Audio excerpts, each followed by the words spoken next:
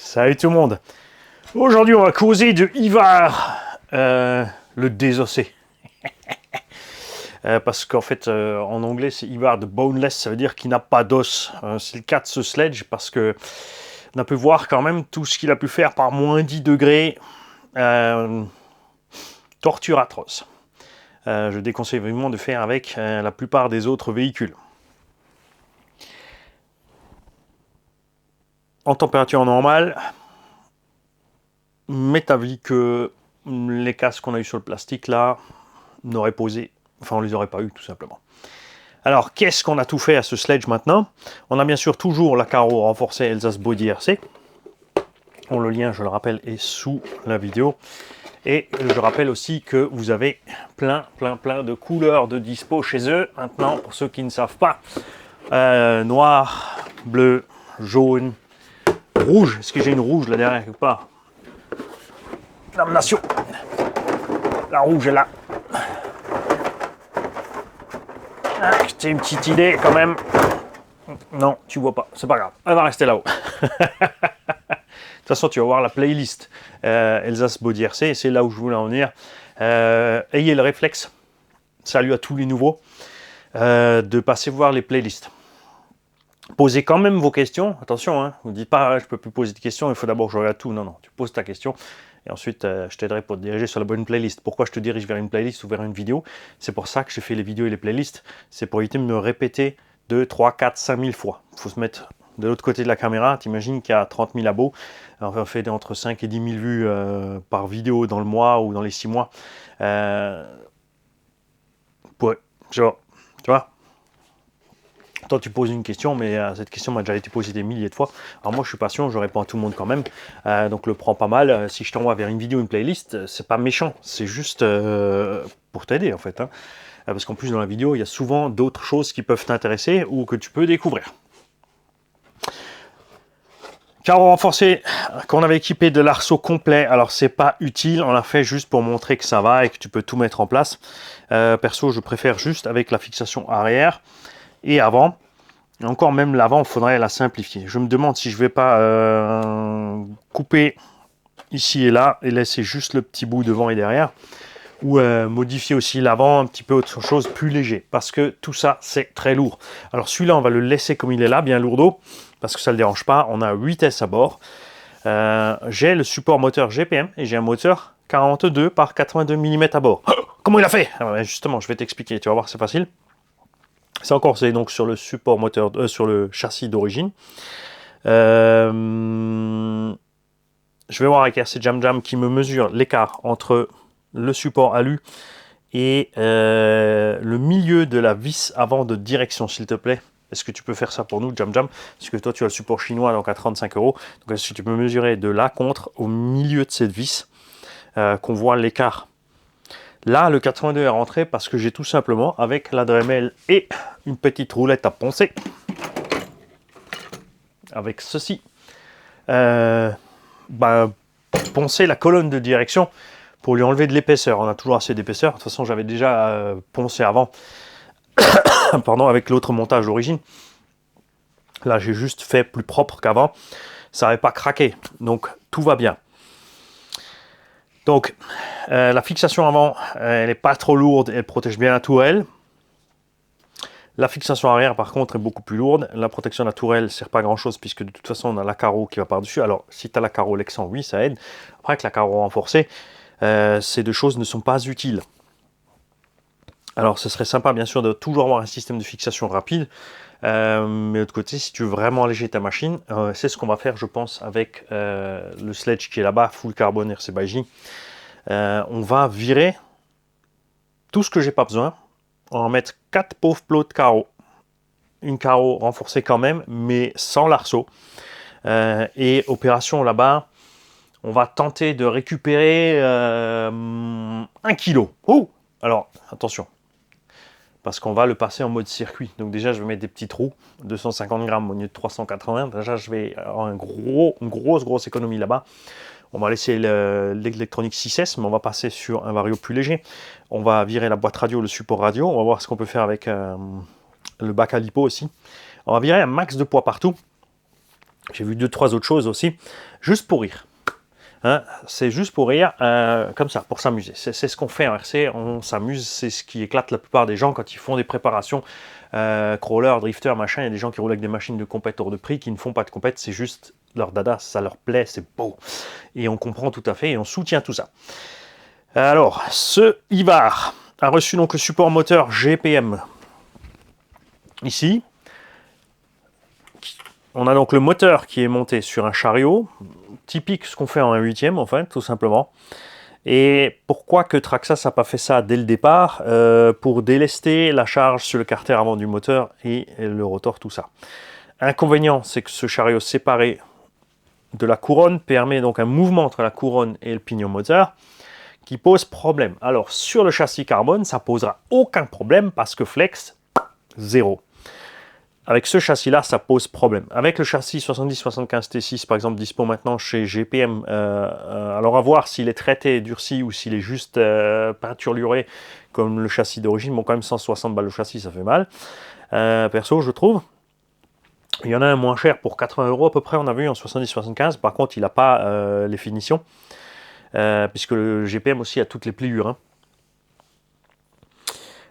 C'est dommage vraiment que ça n'a pas fonctionné avec le châssis Breezer RC. Ça aurait été quand même top made in France. Moi j'attendais juste qu'on soit assez et puis j'en aurais pris 2 directs aussi. Mais malheureusement on n'est pas arrivé au nombre critique pour que ce soit rentable. En plus après Steven, il a la famille, il a le boulot, il a autre chose à gérer. Donc évidemment personne n'est fâché parce que c'est pas allé tout de suite. Hein. On a donc réussi à rentrer le 42 par 82, 1450 kV moteur du Seine Reaper, qui est donc à la base apparemment au Boeing. Parce que certains ont un sticker au Boeing dessus, même si ça me paraît plus Léopard qu'autre chose. On va faire la petite rallonge qui va bien, hein, puisque moi j'étais un peu trop court avec les câbles, vous avez vu, ça s'est débranché quelques fois, donc moi je vais faire des rallonges et on va fixer ça sur le côté ici, tranquille, pour plus avoir de problème. On a le VXL 8S à bord, pour l'instant, suit d'un Traxxas X-Max. Je précise maintenant parce que, souvenez-vous ce qu'on a dit, il y a l'update du Vario Traxxas XRT. Dont le punch a été étagé différemment et en bout de course, à mon avis, il y a du timing qui est monté. Alors c'est pas vraiment utile de le faire là-dedans parce qu'avec la patate que j'ai là, j'ai un tout petit pignon de trade. Hein. On a toujours les 90 km/h qu'on a d'origine. Par contre, vous avez vu que ça se passe bien mieux ce figure. Encore là, donc sur le skatepark, comme c'était dégueu, on a bouché les trous des jantes. Et les pneus aussi pas troués parce que la glace, la neige, tout ça, ça rentre. Il y a le sel encore avec, et tout ça, si ça rentre dans les mousses, c'est mort. Donc j'ai préféré protéger mes mousses. Parce que le fait de ne pas faire ballonner ses roues comme il faut, ça fait perdre un max quand même d'agilité pour les stunts. Hein. C'est simple, hein, on rentrait des doubles, on aurait pu rentrer des triples sur la grande rampe, il y a moyen de rentrer un quadruple, ça c'est certain. Ce genre de choses. On a pour l'instant remis les ressorts d'origine. Parce que les ressorts durs, je les avais dédiés à ce sledge-là. Maintenant, après, si on va l'alléger, on n'aura pas besoin des ressorts durs. On verra ça comment je verrai. J'ai donc commandé les 4 ressorts les plus durs de la gamme Traxxas pour le sledge. Les avant et les arrières. Donc, qui ont un repère bleu. Et là, il n'y a rien dessus. Sur le skatepark, j'avais mis ceux-là devant. Ça allait super. Bon, maintenant que tout est refait et bien propre, avec de l'huile fraîche, évidemment, ça fonctionne bien aussi. Après, il faut voir avec le poids des lipos dedans, hein, ça change beaucoup. Moi, j'avais fait ça sciemment, puisqu'on savait qu'on allait faire des gros sauts, il fallait freiner plus. C'est pas une config dans laquelle je roulerais dans le tout-terrain, puisque le véhicule serait trop raide, on perdrait de l'adhérence à force que les roues ne puissent pas suivre proprement le terrain. Donc on verra ce qu'on va faire. Et même si on met toute la gamme donc plus dure sur le sledge carbone, il me restera toujours les ressorts arrière d'origine longs qu'on pourra monter ici à l'avant sur ce sledge parce que tu vois, même ici, avec ça, le moteur est à peine plus lourd que l'origine, on parle de quelques grammes. On est quand même déjà assez élevé sur les précontraintes ici. J'ai décalé aussi mes amortos à fond sur l'extérieur et ici à fond sur l'intérieur pour avoir vraiment un max de garde-sol parce que ça va être mon sledge de forêt. Il a fait ses preuves, les triangles, les fusées, porte-fusées de cette machine sont hyper solides. J'ai mis les cales de train alu de celui-là, donc ils sont neuves. Les origines ont bien tenu. J'ai raison souffert sur le choc avant avec le X-Max, enfin une surtout, les autres ça va. Après, ils étaient devenus moches avec le nettoyage. Hein, je vais te les montrer, bouge pas. Tu vois, elles ont mochi, mais elles sont toujours ok. Je vais te montrer celle qui a reçu le plus à cause du X-Max. Où est-ce qu'elle est passée? Regarde le trou d'axe. Mais derrière, elle a la cale en plastique. Donc l'axe était encore dans la cale en plastique. Ça n'empêchait pas de rouler et il n'y a rien qui se baladait. C'est pour ça que je l'appelle le désossé. Parce que on a vraiment ici l'esprit de ce qu'on avait sur le Slash.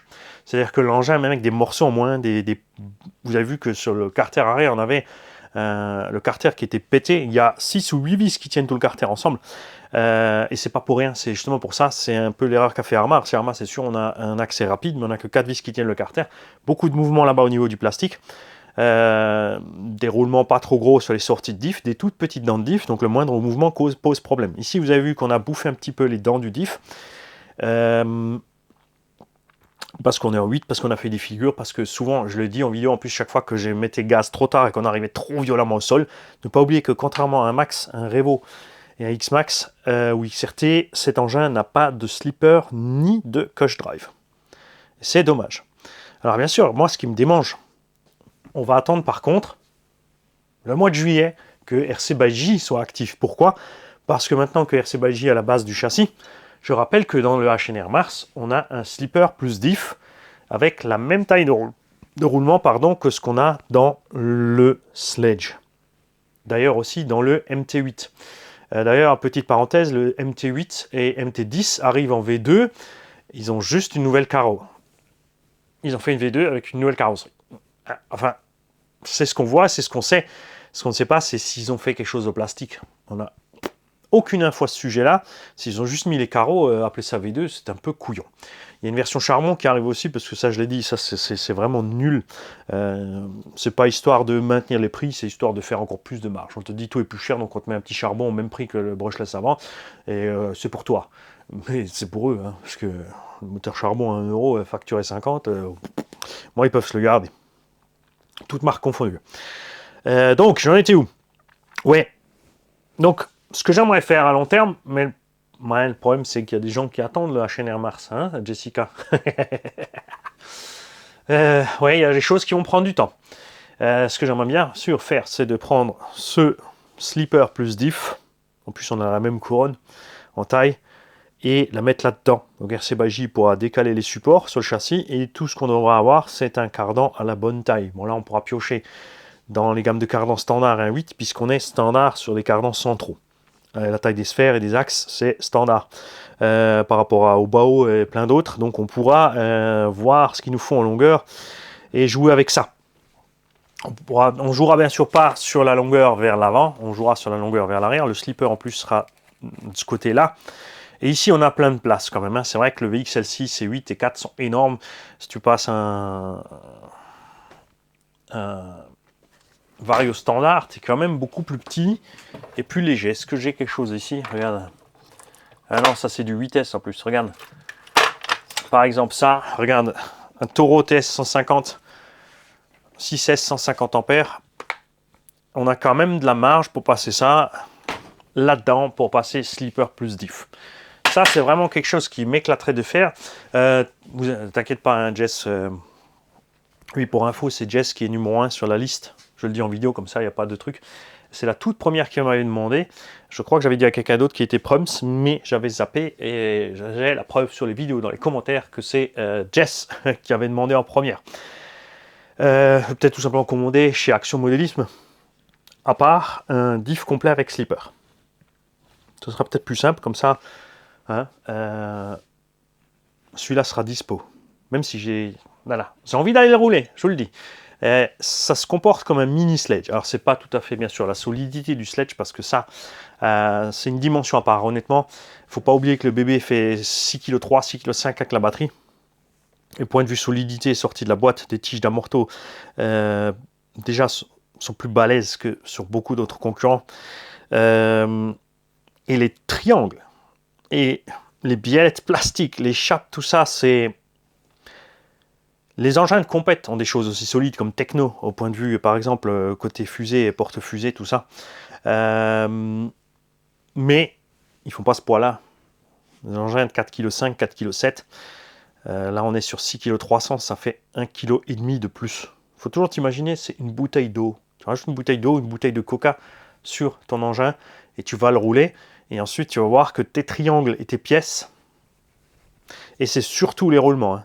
On a du 16 par 8 par 5 sortie de diff, et à l'extérieur, dans les portes fusées pour les roues, à l'intérieur, on a des roulements plus gros, et même pas les sorties de diff. Les sorties de diff aussi sont des roulements plus gros. C'est ça le truc. Il y a 16 par 8 par 5, il y en a, je crois, 4, 5 ou 6 dessus. Tout le reste, c'est une taille au-dessus. On a des roulements beaucoup plus gros partout. Et c'est vraiment adapté au poids. Et surtout, la taille des dents des diffs. Et encore, je trouve presque dommage qu'ils aient fait une taille à part pour le sledge. J'aurais vraiment aimé avoir ici les diffs du Erevo et du Max. Ça irait mieux dans un Max. Ça permettrait de faire des bulkheads plus petits, d'avoir une plus grosse garde au sol sous les bulkheads. Là-bas, il y a les diffs du Revo dedans. C'est ce qu'on aurait ici à Marola, mais pareil, ça aurait fait des grosses cellules. D'où cette diminution des tailles. On a plein de monde qui ont des soucis puisque les couronnes avant, arrière et centrale sont en acier pressé à froid. Donc c'est de la poudre de ferraille, de la récup avec tout ce qu'il y a dedans, hein, les zinc, laiton, machin, tout le cuivre, toutes les choses un peu plus soft, qui est pressé ensemble avec des tonnes et des tonnes et des tonnes de pression pour faire les pièces. C'est pas des pièces de fonderie ni d'usinage. C'est un peu plus fragile. C'est un avantage, c'est que c'est silencieux et que comme ça contient du bronze, on appelle ça auto-lubrifié. Donc bon, de toute façon, tu mets de la graisse dans les cellules. Alors moi, ça se passe bien. Comme dit, il y en a juste une dent ou deux qui se sont fait un peu arrondir là-dessus sur les mouvements et les gros chocs. J'ai passé ce diff à l'avant.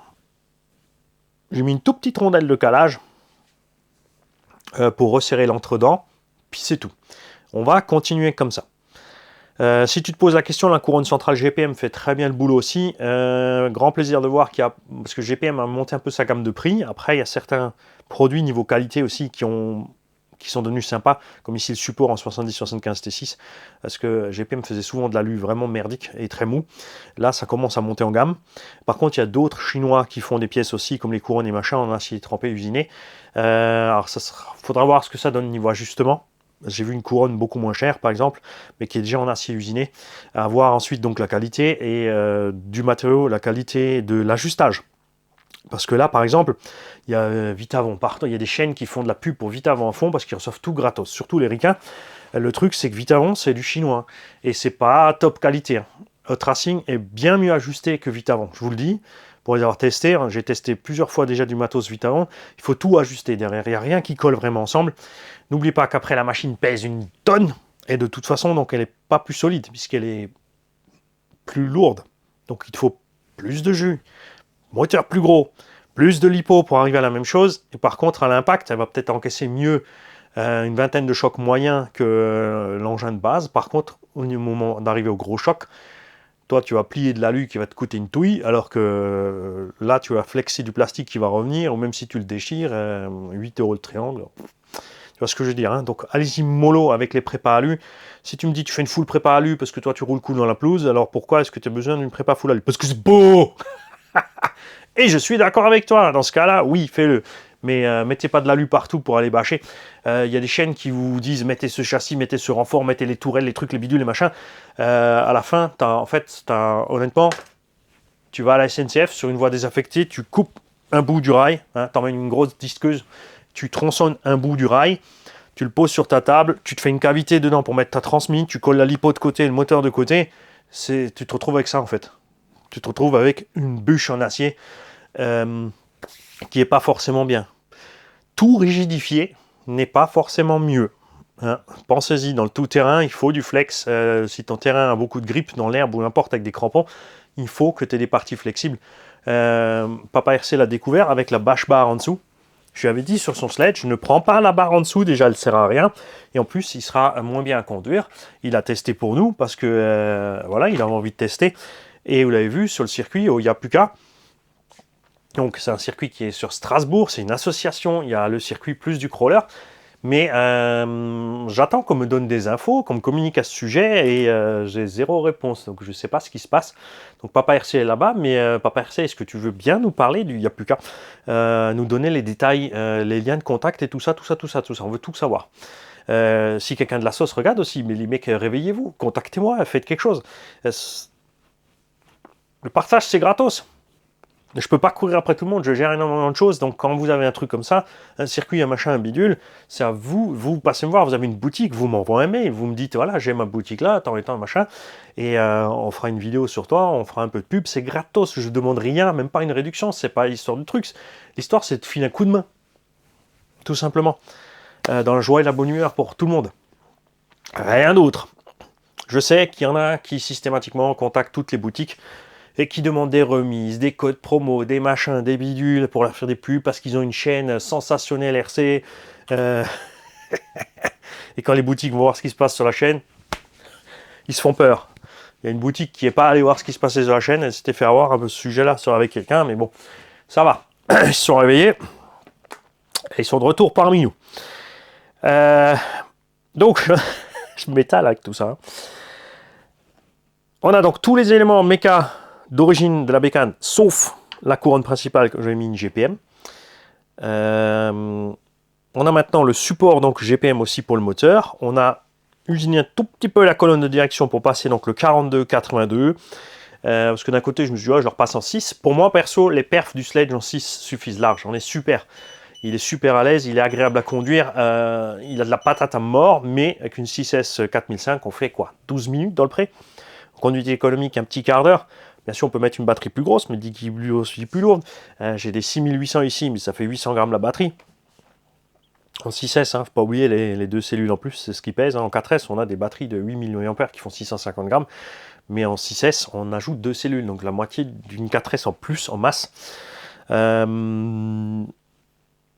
elle va rester longtemps bord, va chauffer, tout ça. Là, c'est vrai qu'avec les 4005, ça se passe assez bien. 12-15 minutes, pas de surchauffe côté batterie, pas de surchauffe côté moteur. Mais moi, je préfère quand même rouler 20-25 minutes. C'est pour ça que j'étais passé en 8, puis on voulait voir surtout ce que cette transmise peut faire. Donc en 6, je pense pas que j'aurais abîmé ma couronne personnellement. Après, ça dépend du style de conduite, un peu de chance aussi, bien sûr, évidemment aussi. Des habitudes. Moi, je suis vraiment habitué à laisser tomber le véhicule, surtout quand je peux, une roue après l'autre. N'importe comment, ça c'est ce qu'il y a de mieux. Un côté après l'autre. C'est un diff central, un essieu après l'autre. Si je vois que je tombe sur les 4, je l'ai dit sur plein de vidéos, enfin au début je le faisais pas, maintenant j'essaie de prendre le réflexe, c'est de vous rappeler que avant de taper au sol, genre, même si tu as fait ton flip ou ton machin, tu freines et surtout tu lâches le frein au moment de l'impact.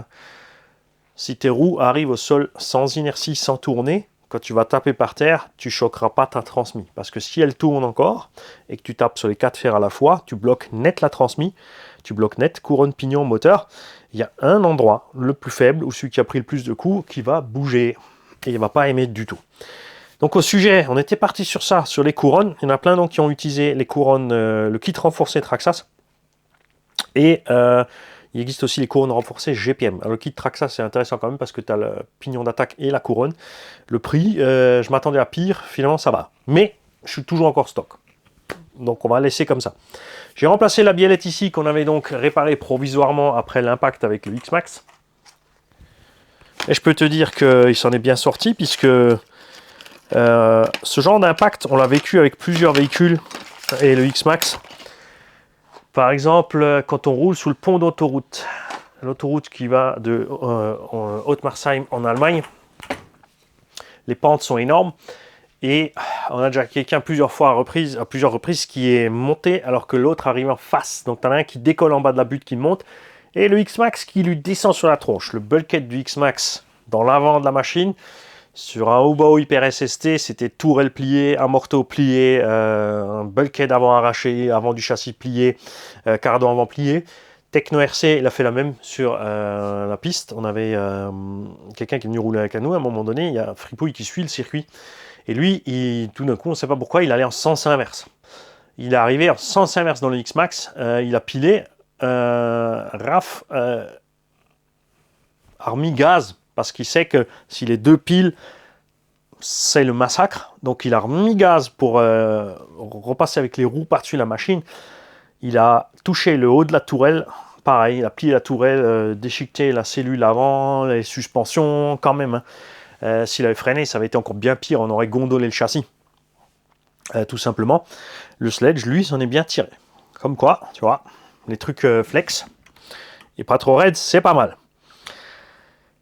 On a donc le châssis neuf de celui-là là-bas, les skids, une cellule arrière neuve, les tourelles de l'autre, parce que les tourelles de celle-là, à force, elles ont reçu un petit peu. Hein.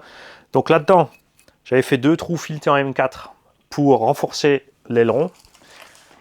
Donc ça, il y en a beaucoup qui ont, c'est qu'ils arrachent rapidement ici l'embase de l'aileron, avec les efforts dessus. Si tu mets ta wheelie bar, à mon avis, ça va bien se passer. Cet aileron va prendre beaucoup moins, pour ça que je l'ai mis là. Mais j'ai quand même refait mes trous ici dans l'autre. J'ai donc 2 vis de plus dans l'aileron.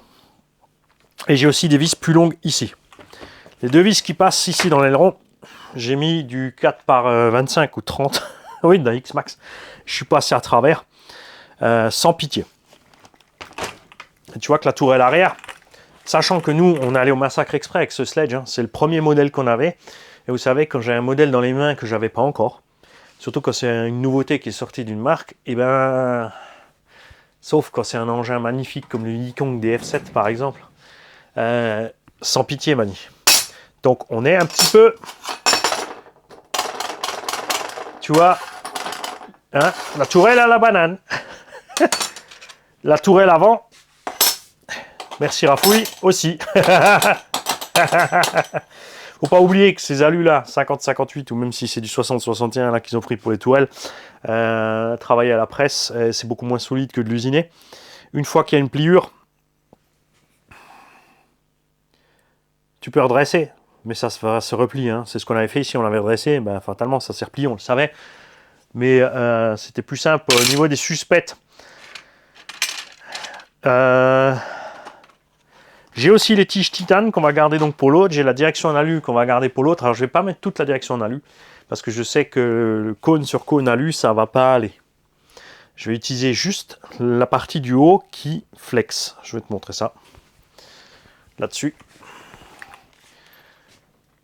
Cette partie là, elle part de tout en bas et elle remonte. Elle fait comme ça. Elle est ancrée en bas et tu tournes en haut. Résultat, tu as un flex. Alors ça, bien sûr, c'est fait exprès parce que du coup, ça diminue le stress aussi en cas de choc. Mais ça me plaît pas trop. Je voulais d'abord le mettre sur celui-là, parce que celui-là, en 8, on va faire les gorées. Mais je pense que je vais utiliser l'autre pour gagner en précision sur la direction, si on le met en mode circuit. Je mettrai par contre pas le reste des colonnes. M'intéresse pas. On a oublié à l'unbox de signaler un truc aussi, c'est que le sauve-cerveau du sledge a un contre-écrou d'origine. Tu as la molette de réglage et en dessous, tu as un contre-écrou. Ah, tu vois, hein, c'est quand même mieux. Le bac à batterie, t'oublie pas de mettre tes clips. Pourquoi j'ai mis des sangles? Parce que moi, je roule en 8. Il me faut plus de place. J'ai coupé les côtés du bac pour pouvoir rentrer 8S. Ou une grosse, monstrueuse 6S. Parce que c'est vrai que pour aller rouler dans la forêt, je suis en 8S à 800 grammes ou en 6S à 800 grammes. Ça, c'est une 6008. Les autres, c'est des 5000. Là, ça rentre tranquille, ma bashing 6008 et ça suffira large en forêt. Après, je peux aussi bien sûr mettre un pignon plus gros. On peut remettre en 6 et laisser le moteur d'origine. Là, je voulais juste voir si ça passe. Pour te dire, j'ai même presque un millimètre d'écart. On va dire un demi-millimètre d'écart entre les deux pièces. Si j'ai mon réglet ici, je ne l'ai pas là, je l'ai de l'autre côté. On a un demi-millimètre d'écart entre le moteur et la colonne de direction, ça passe à merveille. Pourquoi j'ai mis le VXL8? Parce qu'il se vise comme le VXL6, tout simplement, j'en avais un là, et puis j'aime bien ce Vario parce qu'en marche arrière, il freine. Il a un frein proportionnel avant-arrière. Ça, c'est cool. Donc, je répète, sur l'autre, on va virer tout le support ici parce que c'est du poids pour rien. On va mettre un mini Vario, on va mettre une mini boîte réception. On va laisser le moteur d'origine parce que c'est un monstre. Le moteur d'origine du sledge, je l'adore. Il est plus balèze qu'un 4074 normal. On a démonté le rotor, il y a un peu plus. Et ça explique aussi les perfs de l'engin. Si vous pouvez avoir un moteur de sledge parce que vous avez un Arrma Kraton, n'hésitez pas à fourrer le dedans. Je vous garantis que vous ne serez pas déçus. Cerveau d'origine, bien sûr on l'a viré, on a mis un 35 kg à la place.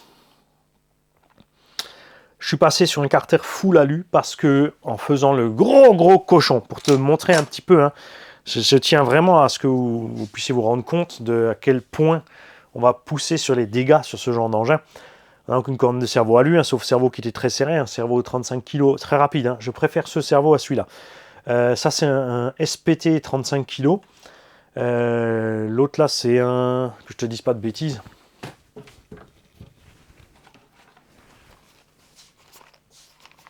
un 9 e-mode 35 kg aussi. Il a le carter alu, c'est 2 moteurs brushless. Par contre, non, ça c'est un coreless justement. Ça c'est encore un charbon.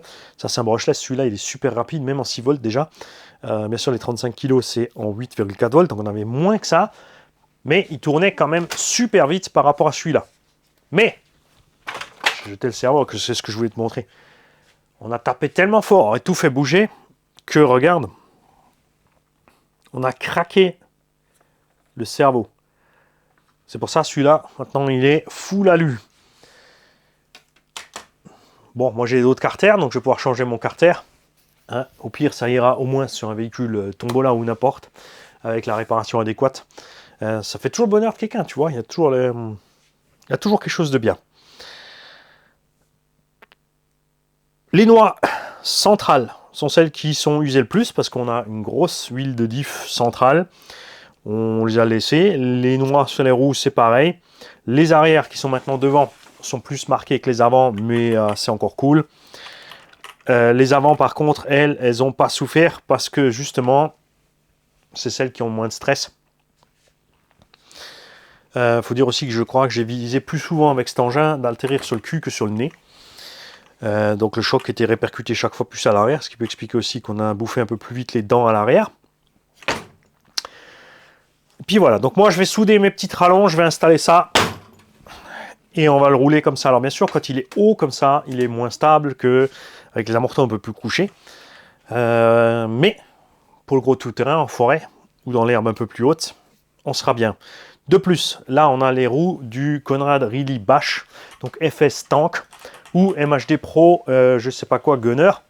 Je rappelle que le Gunner est juste 200 € plus cher que la version Conrad. La version Conrad qui est redescendue, allez voir sur le site Conrad, j'ai vu le FS Tank, donc même si je te conseille, si tu veux rouler en 4S dans une prairie, si tu veux pas trop mettre d'argent, que tu roules pas souvent, ça va le faire. C'est pas génial, hein, surtout au niveau de la direction devant et du flex des bras et les ressorts beaucoup trop mous, mais bon, là il coûte 480 €, chez MHD 650. C'est la même machine. Chez FS, pareil, tu peux le choper à 520 depuis la Chine avec les frais de port et la TVA. Mais ce qu'on aime sur le FS, c'est le combo et les roues. Donc, on revient au sledge. J'ai donc mis ces roues dessus parce qu'elles ballonnent un peu, mais pas trop. Elles n'ont pas trop de grippe. Elles sont un peu plus glissantes que les roues d'origine, qui ont pas mal de grippe. Donc, ça devrait compenser la différence de hauteur de caisse. J'aime les sledgehammers d'origine. On déteste tous le collage et la mousse qui est à bord, par contre. Et tout en mousse, la grande nouvelle tout en mousse, Miko l'avait annoncé. Je rappelle que toute cette histoire de tout en mousse, c'est grâce à Miko RC08. Donc, passez voir sa chaîne, abonnez-vous juste pour ça, parce qu'il a fait tout le boulot de communication avec tout en mousse. On remercie aussi bien sûr le site tout en mousse. Tout en mousse, ils font de la sellerie, ils font des mousses pour les chaises, les canapés et tout ça. Et ils ont mis au programme des mousses RC. Donc au départ, on avait X-Max, donc avec les 2 anneaux déjà. Au départ, il fallait commander séparé, tu coupais toi-même. Ils en sont arrivés à faire les mousses toutes prêtes, donc pré-découpées et collées ensemble. Et ensuite est arrivé Max et Sledge. Donc les sledgehammers du Max, les sledgehammers du Sledge et les roues d'origine du X-Max. Donc c'est les mêmes mousses aussi, je crois, que les sledgehammers, même si les sledgehammers sont un peu plus grosses. Donc c'est là qu'intervient cette dernière nouveauté, c'est qu'il est disponible maintenant sur site le sélecteur de dimension de mousse. Résultat, tu vas sur le site, tu vas sur mousse RC. Et donc tout en mousse, toutenmousse.fr hein, ou .com, moi je crois que c'était .fr, toutenmousse.fr. Tu passes à la chaîne Amico, il y a le lien. Toutenmousse.fr. Tu vas sur le site, tu vas dans Mousse RC et là, tu rentres le diamètre intérieur, le diamètre extérieur et la largeur de ta mousse.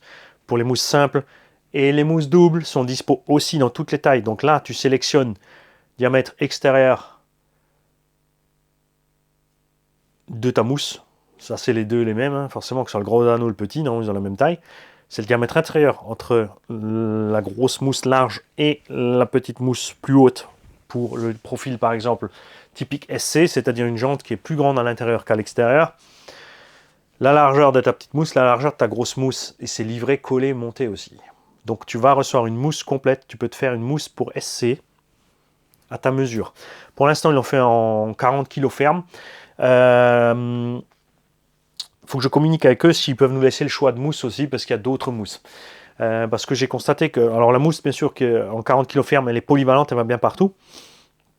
Mais certains voudront peut-être, surtout dans les roues plus petites de SC ou de buggy, la mousse un peu plus ferme. Elle est un peu plus lourde évidemment, mais en roue buggy SC c'est minime, donc ça va. Sur une roue de X-Max, j'ai pris la mousse la plus épaisse possible dans les sledgehammers et j'ai surdimensionné les mousses par rapport à la dimension qu'ils avaient donnée, parce que je voulais pas le petit mou au milieu. Donc j'ai surdimensionné les mousses et au lieu de faire 610 grammes, mon pneu fait 670 grammes. Ou 680, mais moi j'ai vraiment exagéré. Donc il y a moyen, même avec la Bultex, de pas... Tu vois. Donc à refaire, je prendrai une fois la dimension d'origine, ou peut-être juste 1 cm plus haut en diamètre, je verrai. Donc toutenmousse.fr, vous pouvez commander toutes les tailles de mousse possibles et imaginables maintenant sur mesure. Les simples et les doubles arriveront collés. Donc c'est quand même plus que de la balle. C'est géant. Et Ivar, dès que j'aurai soudé les rallonges qui vont bien, et ben il va ressortir. Hop. C'est comme ça. Les mecs, je vous souhaite à tous une belle journée. J'attends dans vos commentaires le retour de vos sledges. Donc je sais que beaucoup ont eu des soucis couronne, enfin centrale d'abord. Ensuite l'arrière ou l'avant au niveau du diff. Ah oui, la blague qu'on a eu aussi, beaucoup d'entre nous ont eu l'axe de cardan. Pour moi, c'est l'avant gauche qui est sorti. Donc, il faut le sortir plus. Il faut mettre de la glu très très fine et le retaper dedans directement. Ça suffit pour le tenir. Après, ça bouge plus. C'est pas la seule marque qui avait cette blague. Hein. On a eu ça sur plein de marques. Moi, j'ai eu ça sur Kyosho, Losi, Techno, tout le monde. Ça m'est arrivé au moins une fois sur chaque machine de chaque marque depuis que je roule en RC. C'est pas très grave si tu le vois à temps. Si ça dégage ou si ça t'usine la pièce, après, ça c'est un peu plus moche. Je suis pas habitué à ça sur Traxxas. Sur le Revo, j'avais pas ce problème ni sur le Max, ni sur le X-Max. C'est Losi qui l'avait le plus sur le Tenacity DB et DB Pro. Là-bas, sur les petits cardans Losi, on avait ça un peu plus souvent. Qu'est-ce que vous avez mis comme pneu ? Qu'est-ce que vous avez changé ? On a des gens aussi qui roulent avec un étagement énorme. La petite couronne, le grand pignon qui bombarde à gogo, même si c'est pas préconisé pour rouler, ils font quand même tout le run comme ça. Moi, c'est vraiment pas mon trip. 90 km/h, ça suffit large dans le tout-terrain de toute façon. Et pourquoi j'ai deux sledges ? Justement, il y en a un que je vais préparer full off-road et l'autre pour la prairie et le bitume. Ça, quand les jours il fait moche, j'ai tout ce qu'il faut. Bien sûr, tu peux faire tout ça avec un seul et même unique sledge. Suffit de coucher les amortos, serrer les BTR dans les triangles, mettre les autres roues, t'es parti. Hein. Mais c'est juste qu'il y en a un qui va finir dégueu et l'autre, j'aimerais bien le garder un petit peu propre encore. Je dis toujours ça au début. Les mecs, bonne journée.